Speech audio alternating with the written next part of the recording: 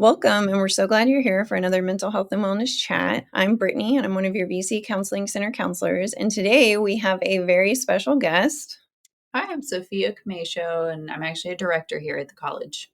And today we're going to have real conversations about the emotional challenges that students face and discuss navigating them. So I really wanted to do this video, and I'm excited about this video because therapy is often seen as this necessary step towards healing and self-awareness.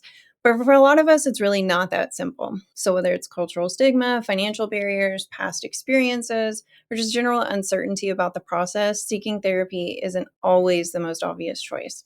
So this episode, we hope to explore some of the reasons why people hesitate, resist, or even just walk away from therapy altogether. So Sophia has done all of her homework and compiled for us some reasons why someone might avoid therapy.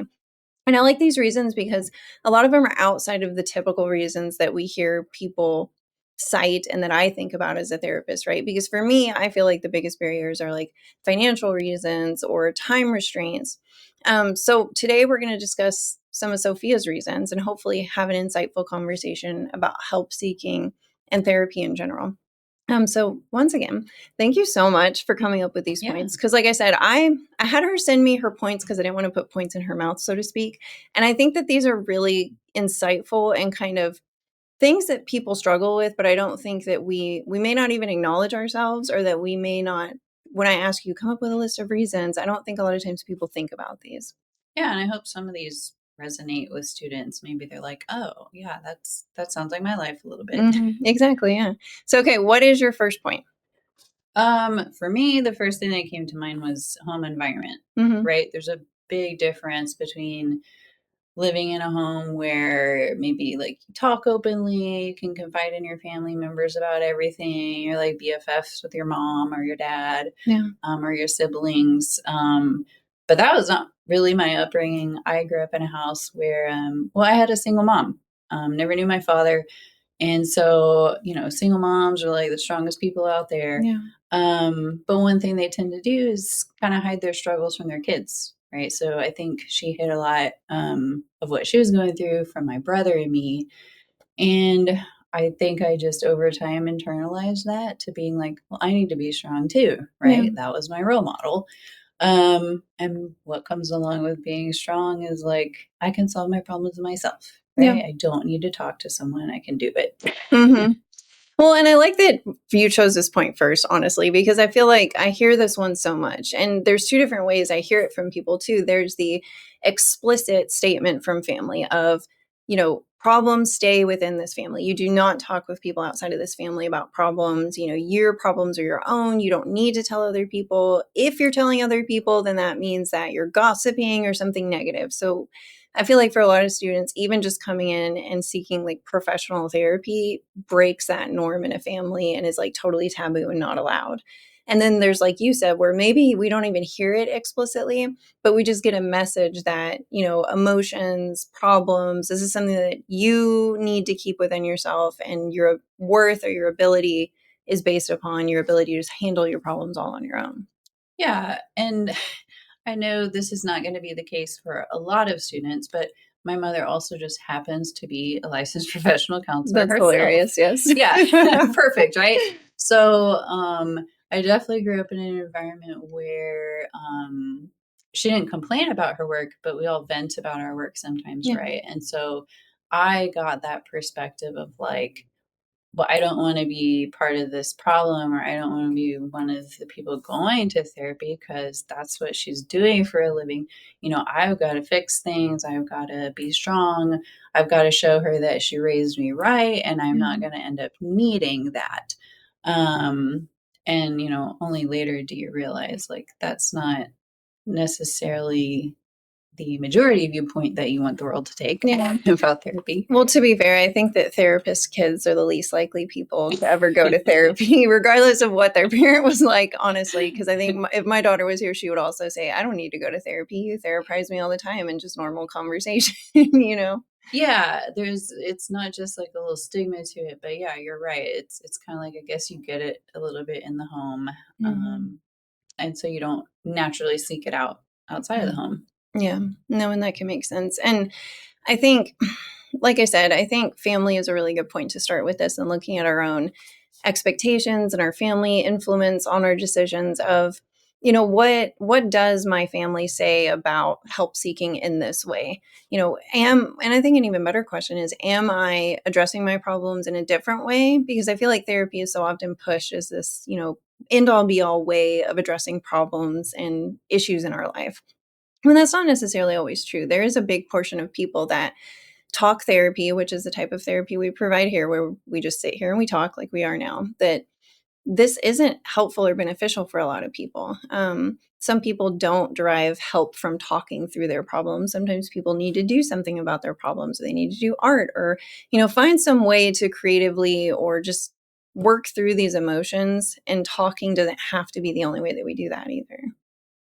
Yeah, I definitely agree because I feel like without going to therapy, I've still had to sit back and realize I am looking for therapeutic things in my life that aren't necessarily labeled as therapy, or you don't think of as therapy on the surface. But when you really step back and look, you're kind of like, huh, maybe I'm getting that outlet in other ways. Yeah. Like for me, if I am super stressed, I know which friends I can call for which problems I'm having. Yeah.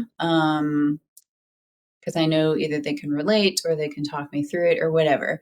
And no, they're not trained professionals, but they know how to work with you through those things. And maybe for someone else, it's a family member. I also tend to read books Yeah. about therapy just because, even I'm a little bit intimidated about the thought of doing it since I never have. But I think it's interesting to read about it, and I like reading. Yeah. So it's just kind of a bonus to get some insight into what other people are talking about with therapists, and then hearing their stories. And sort of, when people put therapy into books, they have this really good way of tying in these universal threads, right? Mhm. Like what they're hearing from patients that are common human experiences. Yeah. And it just makes it sound so much more normal, makes you sound so much more normal as a Yes. person for the things that you've gone through and thought and Yeah. struggled with. Well, it's the same thing even here listening to this podcast. I mean, can be a form of self-help seeking and exploring and reflecting. And I do want to get off topic here with, not off topic, we're still on topic, but with the question of, you mentioned, so you talk about this idea of books, right? And I feel like it wasn't one of your points, but I feel like something that a lot of people struggle with is the idea of the therapist as a human being. So what if I go and my therapist is, some old person who's not connected to my life? Or what if I go and they're mean? Or what if I go and they fall asleep while I'm talking? So there's this component of like a therapist as a person being overwhelming or a point of avoidance, right? And I feel like books is a good medium ground where it's like you take the therapist as a person out and you're just able to get the content. So my question with all that said is, what is it about the therapist as a person that could be intimidating for you? Or do you have any thoughts on that? Ooh, that's a good question. Because again, this might be relatable for some listeners, but I was born very type A, total perfectionist, Yeah. like still very hard on myself. Um, and sometimes that translates into people pleasing a little bit. Yeah. It's one of those things you almost never get over, even if you've tried to.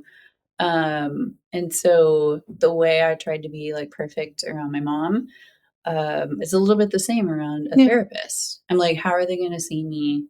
Do I need to maybe tailor my wording, like change stories a little bit so that they don't get the whole truth? Like, what are they going to think if they hear the real truth? Yeah. Yeah. No, when I hear that, like feeling that sense of judgment in some way from them and seeking like that validation or like even just being perceived as still putting up that wall of like what you need to be perceived as. And I think that is a good point to reflect on too, is this idea of the therapist as a person, right? Like if I have this supposed to be non-judgmental third party in the room listening to me tell a story of my life, what about that scenario makes me feel uncomfortable or vulnerable? And how do I usually respond in these situations? Because that can be a good point of reflection. even if you do decide to go to therapy, to keep an eye out for it. Even let me as the therapist know, hey, I have a tendency to XYZ. I had to tell my therapist that I have a tendency to intellectualize and to avoid experiencing my emotions. So I'm going to need you to help me rein that in and actually feel what I'm supposed to feel. And I actually appreciate that as a therapist when someone comes in with that foresight to be able to say, this is what I'm probably going to do. And so can you help me watch that and correct that behavior or experience? Yeah, and I feel like, again, this is just something I gleaned from the books I read, is that some people are just we're hard eggs to crack. Some people are going to be transparent the Yeah. very first time they walk in, like you were talking about.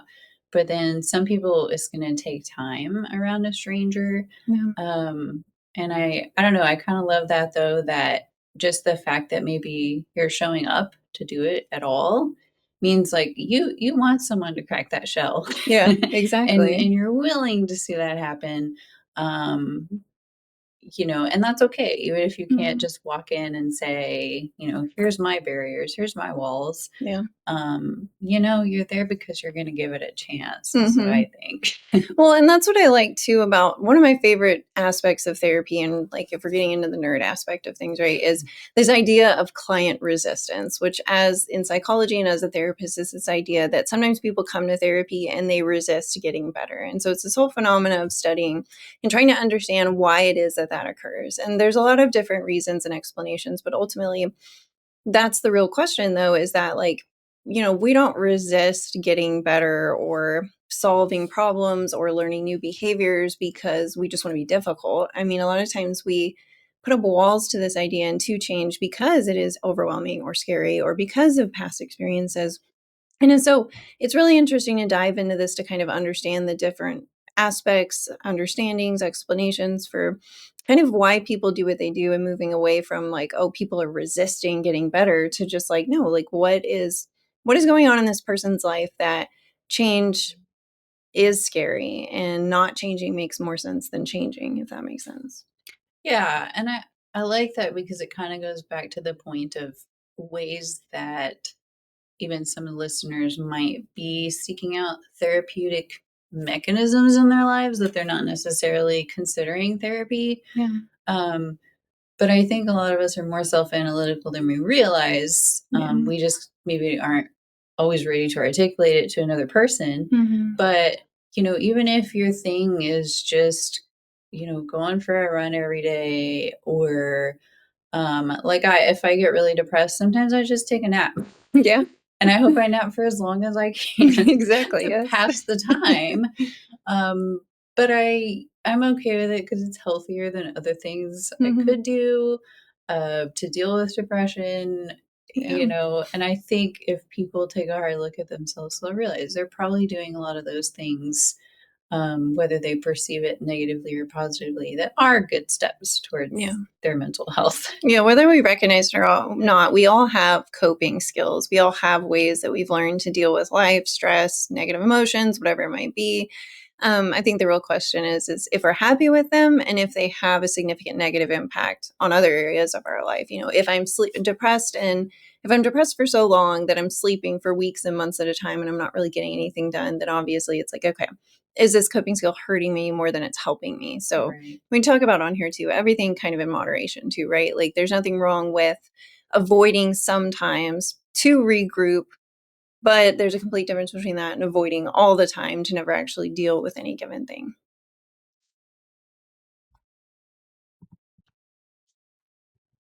So, okay, Sophia, I see trust issues are another point that you made here. Can you elaborate for us on that? Sure. It sounds negative, when you first hear it, but yeah, I do think this is a big deal for people. Life is people dealing with people. But this is just another one of those things where, you feel you're born a certain way and Mhm. you just know you've always been that person, um, like kind of at your core. And so for me, I'm a huge introvert. Um, and a little bit misanthropic. Mhm. Look that word up if you don't know what I it had to means. look I it up, use it full all the disclosure. time. It means that you avoid people, basically. Yeah, and not even in a bad way, but just, Mhm. after going through certain experiences with people, it can kind of like taint your perception of others a little bit. Yeah. It makes it easier to just sort of self-isolate, Mhm. rather than seeking people out. Um, and I don't know if this is true for anyone else, but I also, on top of being introverted, I grew up extremely shy, which even as a kid just made me terrified of people. Yeah. I was just afraid to make eye contact with anyone. Mhm. Even in a room at like an event that I knew I was supposed to be at, and these were my peers. Um, so I think the way that relates to therapy too is just kind of like, again, that can I trust this complete stranger with my life story or whatever topic it is that you're going to therapy for? Yeah. Is how do I just lay all this stuff out there that maybe I haven't even told anyone else in my life, Yeah. and what are they going to do with And just it? trust that they're not going to use that information against me, which Right. I feel like is where a lot of this comes from. Is like you said, past experiences of us being vulnerable and giving people information about us for it to be used against us in a harmful way. So then, with enough of that, obviously, as human beings, we're not going to keep touching a hot stove if we know that we're going to get burned. So we learn to not do that, or we learn that it's not safe to do that. And I feel like this ties into too. The episode we did with Chelsea on attachment theory, right? Like if we are just naturally avoidant people where we don't want to emotionally connect with those around us, or I mean, yes, we do want to, but ultimately we've learned that it's unsafe to connect with others and be vulnerable through very valid experiences. So going into therapy and sitting in a room with a therapist it's exactly the same thing because it does require a level of vulnerability to sit down and lay all of my insecurities, problems, thoughts out and ask for feedback about that. There is a vulnerability in that where I'm having to trust a therapist to say either something supportive or to hurt me again like people have with this information too. So I think that that is a really valid point of, you know, being vulnerable and trusting other people because there's absolutely a level of that in therapy, which is built through a relationship at the end of the day. First day you come in, I am not going to expect you to, okay, here's all my childhood trauma. Let me map it out for you. Some people do that, yes. But, not every person does that. And that is a valid experience. There's lots of people that come in and say, kind of like you said, like, I struggle with trust. I've been hurt a lot of times in my life, and I kind of want to take this slow. And that is an acceptable answer to say, okay, cool. So let's start with some softball things about you then first. And then we can kind of work into that when and if you become comfortable to share that. But that is a point I want to point out too about therapy is that, we talk about it a lot on this podcast of, you're not married to the first therapist that you ever see. Like shopping around is an acceptable behavior in therapy. If you go talk to someone for, I would recommend at least 1 to 3 times. And by the end of that second or third time, you're like, I'm just not feeling it. That is a normal human experience. Sounds like dating, right? Exactly. Date around for a therapist, not literally because don't do that. But yes, like shop around. It's the biggest, one of the most healing parts of therapy is the relationship in and of itself facilitates the healing, the growth, and the change. So if you don't feel comfortable with the person that you're sitting across from, you're kind of cheating yourself in the sense of you're not going to get nearly as much out of that experience as you would if you're with someone that you feels like cares about you, that you can relate to, that you feel like empathizes with your perspective and that calls you out in the way and the manner that you want to be called out in, if that makes sense. Yeah, I totally agree. And I think even if you are limited by something like financial means or whatever it may be, and you're like, well, I'm going to use the VC Counseling Center because it is free, Mm-hmm. it's still great to come in with a mindset that, just trying to remind yourself this person is a professional, Yeah. right? As a professional myself, I know the level of integrity that I try to bring into the office every day. And I feel like a lot of people who are overthinkers or high achievers, they're Mm-hmm. probably exactly the same way. Yeah. So they need to try to see a therapist as that type of person as well. Like they're Yeah. held to a very high standard and ethics with their patients and, you know, overcoming that suspicion that they might betray your trust. Yeah, no, for sure. And it is a process, but I think that is a really good point. And, it is important to remember, like you said, counselors are professionals, and we will definitely keep your conversations confidential.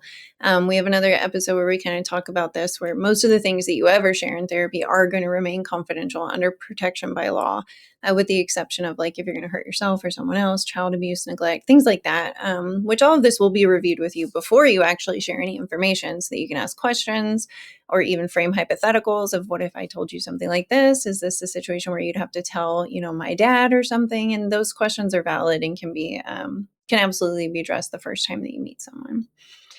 So, okay, Sophia, what's your next point? Okay. I think self-consciousness can be another one too. Maybe a little bit of that people-pleasing element we talked about earlier. Or also just like being hyper aware of what are other people going to think of me? What is the therapist going to think of me? Mm-hmm. Because again, even if you're like your own worst critic, sometimes that becomes your barrier to taking down those walls in front of someone else. Mm-hmm. Because you're like, well, I beat myself up in the mirror all the time. Yeah. So do I need them to do it? Because they're going to see everything. Mm-hmm. Well, and I think the interesting thing about that is that we're assuming that the therapist is going to attack us in the same way we attack ourselves, that that's what we need in some way, which I think is that illusion our brain creates, right? That it's that I am my own worst critic and no one is meaner to me than me. But realistically, if being mean worked, I would be cured by now. You know what I mean? I have to remind myself of that all the time. I'm like, maybe hatred isn't what you need right now. Maybe you need kindness, because if it was going to work, if being ugly to yourself was going to work, it would have already worked and we wouldn't be having this conversation anyway. I have a whole dialogue in my head with myself. It's fine. It gets exhausting. But, and I'd like tying this back into what you were talking about earlier too, there's only this message of I'm strong if I can handle these things, and asking for help is a weakness. So if I ask for help or if I need external help in some way, then that immediately means that I'm weak. So it's like this black and white of either I'm still strong, beating yourself up. Exactly. When you say that. So no, absolutely. And the thing that I like about therapy too is that it's not, sometimes therapy can be helpful because it can help us become aware of our blind spots that we might not even see. And no, most therapists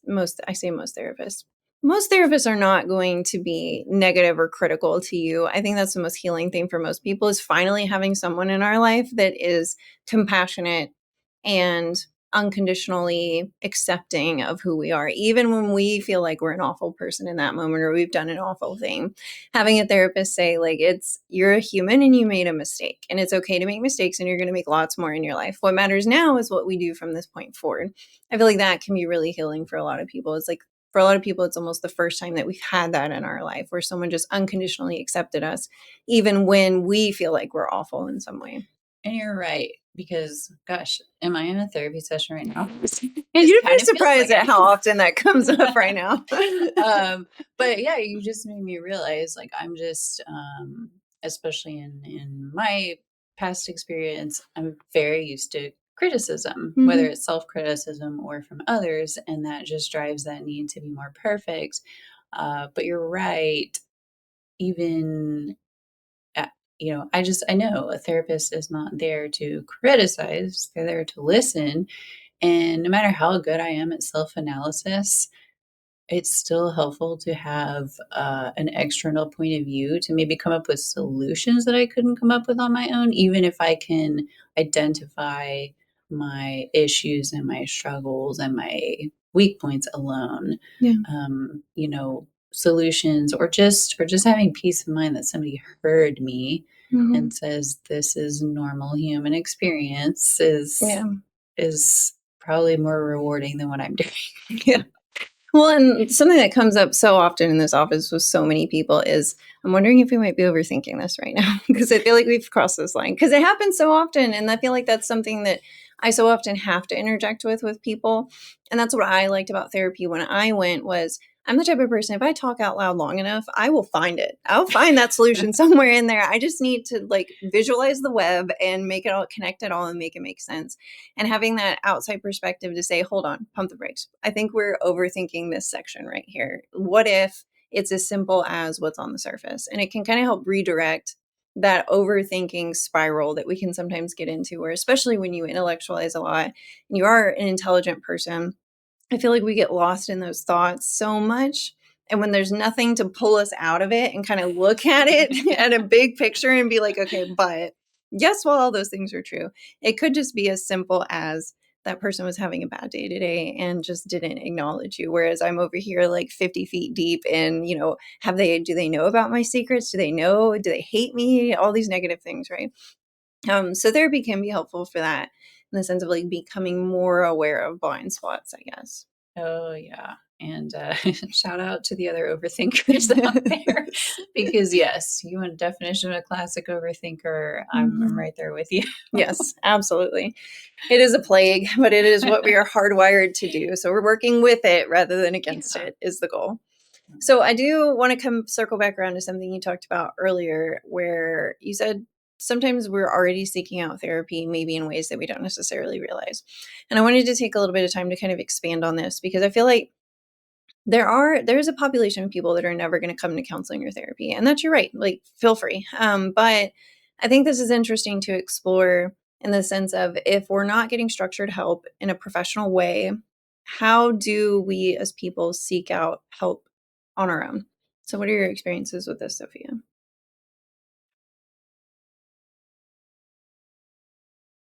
Yeah. So one thing that came to mind with that is, we were talking earlier about those other ways, and I gave some examples. And one was reading books about therapy rather than going to therapy, because that's just we're in my comfort zone. Yeah. And just again, I have to make a plug for this book because I thought it was so great. But it's called Maybe You Should Talk to Someone.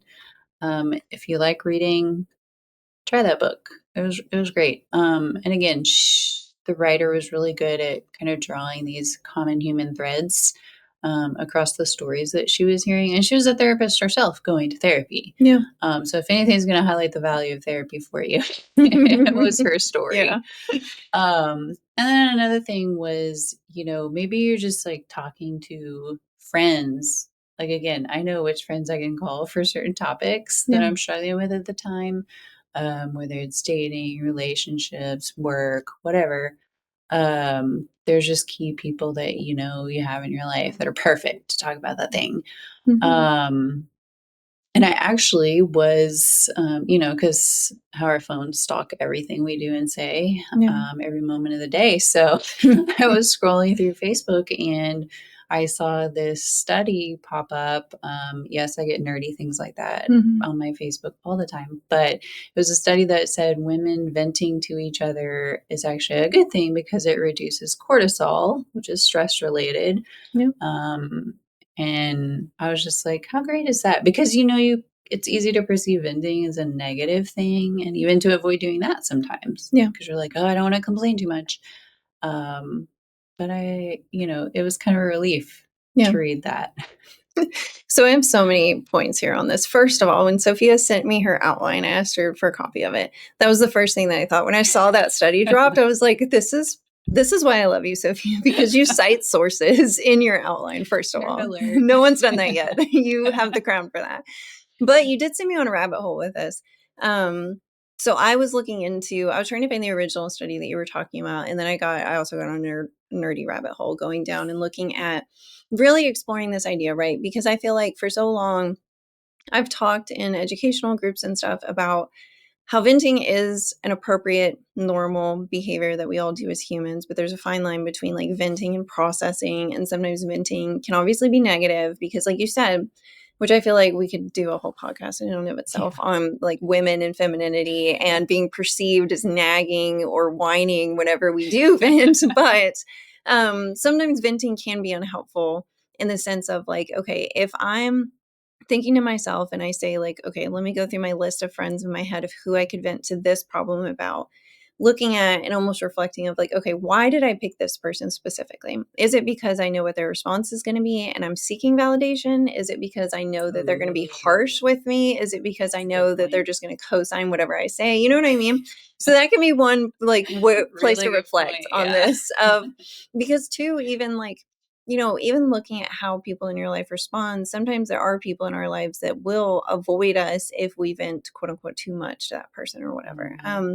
But the studies that I found talked about this aspect of venting isn't necessarily so much about going over the problem. It's more about that social connectedness that talking about vulnerable things brings with people around us. So it's not even about how you vent. It's more about the fact that as women, we are more likely when stressed to seek out social support and connectedness than men are, which sidebar fun fact is why we live longer than men. One of the reasons why we live longer than men, because we seek shelter in the herd rather than go off on our own and isolate. That seeking that social support when stressed is the biggest factor in this process. That rather than isolating, women are more likely to reach for others and reach for connection, which is what lowers the cortisol in the first place, is that feeling heard, feeling seen, feeling connected to another person can sometimes almost put our problems into perspective too, of, this may have gone poorly, but at least I still have people in my life that love me and I am still loved despite this thing going wrong, whatever it may be. Yeah, see, count on the therapist to bring in the proper context for that article. Well, because you sent me down a rabbit hole, because when I first read it, I was like, there's no way. And so I was like, I need to see the original source on this. I need to look at how they studied it and what like laboratory situations that they replicated here. Yeah, so strategies like self-blame, denial, disengaging, substance use, repetitive venting, these types of coping are linked to worsen psychological distress and poorer health. And I guess this is where I come back to is like repeated venting where I guess there's a difference when I use that venting to kind of refocus and organize my thoughts and then come up with a plan and address the thing. That's very different than repetitive venting where I'm just kind of venting about the thing and then ignoring the problem and moving on and never really addressing it, I guess was the point I was trying to make. Yeah, and that probably resonates pretty well with a lot of us because I think, like you said, think for a second about why you're doing it in that situation or in all situations. Are you doing it for someone to just, reinforce what you want to hear? Or are you doing it because it's going to help you just move on right after you've done it? Yeah, and there's nothing wrong with venting because you want validation. I do that all the time. We all do it. I just need you to tell me that I'm not crazy. And usually I'll go in with a friendship and be like, hey, I'm about to tell you a situation. Yeah. What I need from you is this specifically. There's also nothing wrong with that. But the cool thing about it is that if you think about it, it does mimic therapy in a way because you are seeking out someone to talk to. Yeah. So again, even if you didn't realize, like maybe we're all a little more comfortable with therapy than we think, even if we are that person that thinks, oh, I would never do it. Yeah. Because it mimics a similar process, just with a little bit more detachment, non-judgment. And I know nothing about the lore of your life when you come in. I know what you tell me about that lore, about your life. So it can be, especially one thing I hear from a lot of people is that they come to therapy because they know the responses of everyone in their life. I know what my mom's going to say if I go to her with this. She's going to tell me to XYZ. I know what my friends are going to say because blah, blah, blah.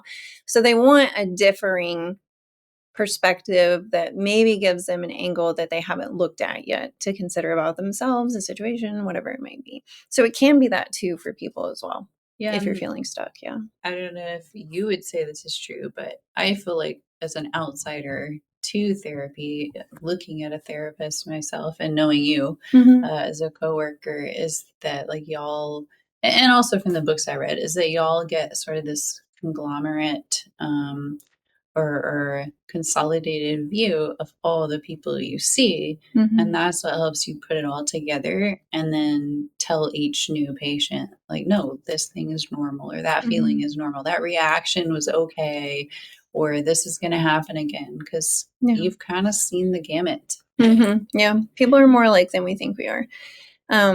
Yes, differences between reactions that are unique to each person, but a lot of the major themes, a lot of the major negative messages that come up with triggering situations, a lot of it is very similar and very human in the sense of, that's why I always say in session 2, I'll say, like, obviously you would feel that way. I mean, who wouldn't feel that way given what you've been through? Because it's such a common experience that it just makes sense when you think about it. Like, feeling rejected by people around you, like, it would make sense that you would feel like you're not worthy, because I feel like most Yes, people it's would that I feel need to know I'm not unworthy. crazy Yes. thing. Yes, absolutely. For sure. So, and then another point that you made that I thought was really interesting was filling out time to kind of block out real issues can stop people from going to therapy. Elaborate more on that for me. What was that? Yeah, that's jumping back to maybe one of the unhealthy coping mechanisms, but um sometimes it's easier, right, to just like try to stay busy Yeah. rather than to actually face problems. Again, I'm like you. I have that dialogue going on in my head 24/7. I used to lose sleep because I would just lay Yeah. awake and think at night for hours and hours, even as a little kid. And I've gotten over a lot of that, but I have to be careful about checking myself that it's not because I'm just keeping myself occupied with other things. Um, yes, some of those things might be healthy, but if I'm filling my schedule so much with other things, even if it's going to the gym or whatever, Yeah. that I am not allowing myself time to process, like you said, process was the perfect word, and think about my feelings and my thoughts at the end of the day. I still have to leave a little bit of time for that. Otherwise, I'm just avoiding Yeah. rather than dealing.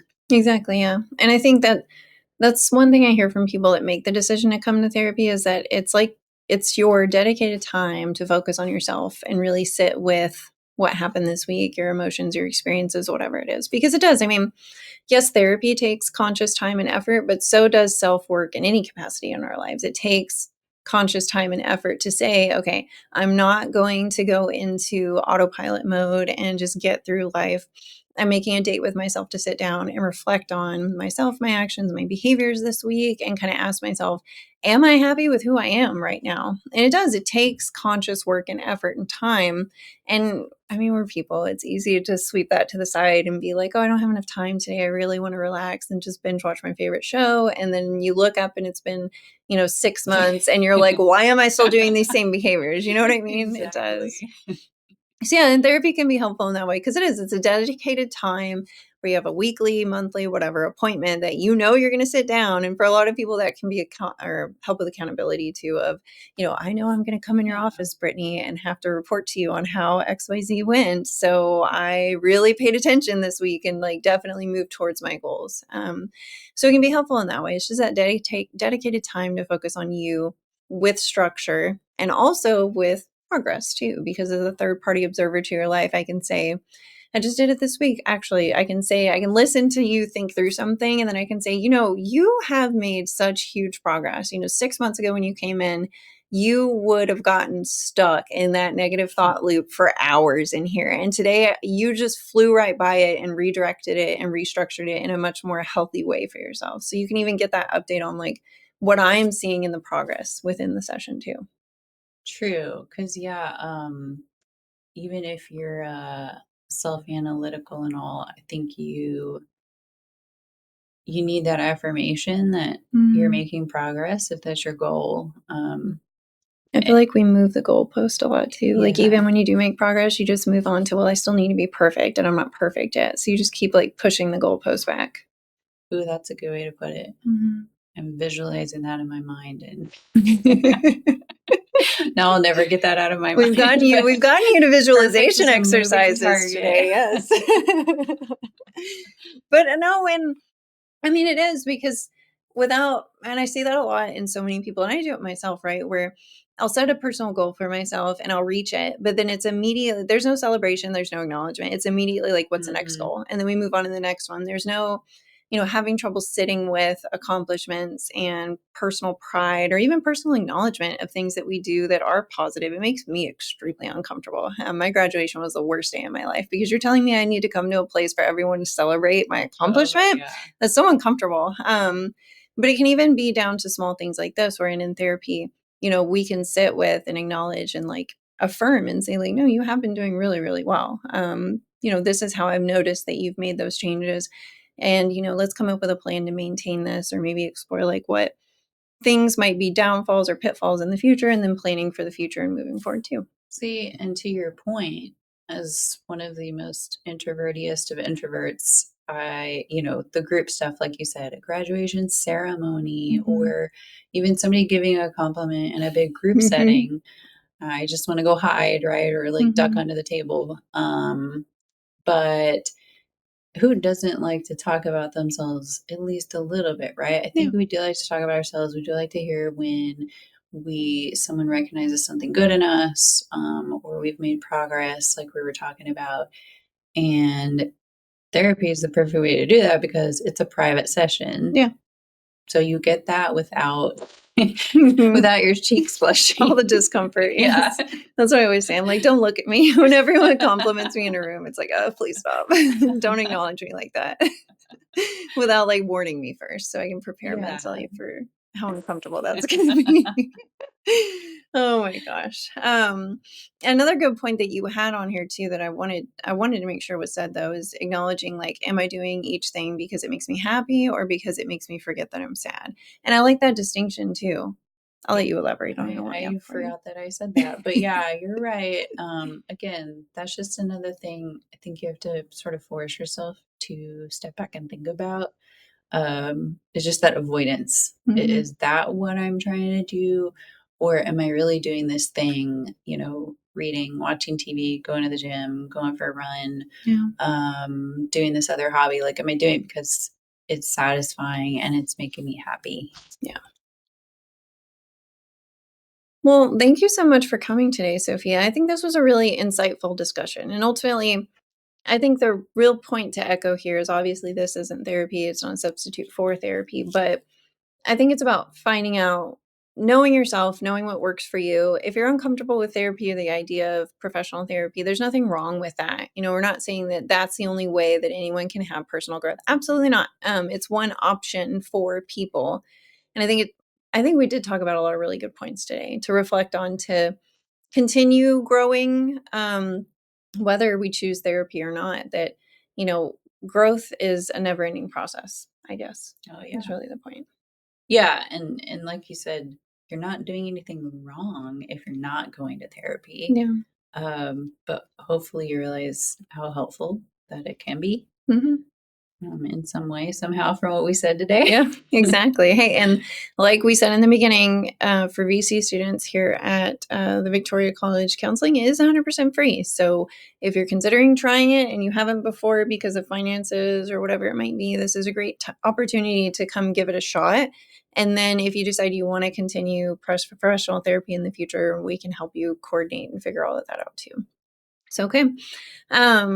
Oh, I do have one last question for you, Sophia, that I forgot about. So what is something that therapists or the field of counseling in general could do to make therapy less overwhelming or scary for some people? Ooh, I just got overwhelmed and scared because you put me on the spot, but maybe not put people on the spot. Goodness. I think it was something you said earlier, is just knowing that you can shop around a little bit for a therapist that makes you feel most like yourself or most comfortable or most trusting around them. Yeah. And not just assuming, like, I'm that person. I usually just assume that, like, the first doctor I'm referred to or the first whatever I go to, like, that's what I have to stick with. And I like the idea of doing your research first, or just trying a few once you've started it and see what feels best for you. Because I know I'm a real picky person. I'll admit that. And so it's not about like, do they look right or does their voice sound right? But like, people use the word vibe a lot, I guess. Yes. I'm a little bit old to use that, but I have heard it. Are you? And I'm also too old to use that terminology. But yeah, like, do they give you the right vibe, I guess? And it's okay. I'm glad to know that it's okay to look for. Yeah. And you're not picky. You just know what you want. You have standards. You have a set of standards to live your life by. Yeah. And again, it's not Mhm. the same as picking the friends you talk to because you know what they're going to say Mhm. in your times, or like in hard times, but it's more about you're trying to pick the right therapist so you can be in it for the long haul. Yeah. And I think that's important. Yeah, and it's about your potential for growth at the end of the day. Yeah. So I would definitely encourage you not to stay in a therapy relationship where you're not growing or you don't have the potential for growth because of that therapist's personality or modality or style. I mean, ultimately, it's about prioritizing yourself. And if this therapist isn't what I need, then it's something personal. It's just, it is what it is. So it's Yeah. important to find someone that you do click with and vibe with for sure. So, okay, well, thank you guys so much for joining us today in your go to space for honest conversations about mental health and well being. We're your hosts, Brittany and Sophia. and we're glad that you spent part of your day with us. Remember, taking care of your mind is just as important as taking care of your body. Be kind to yourself, reach out if you need support, and know that you're never alone. Until next time, take care and take a deep breath.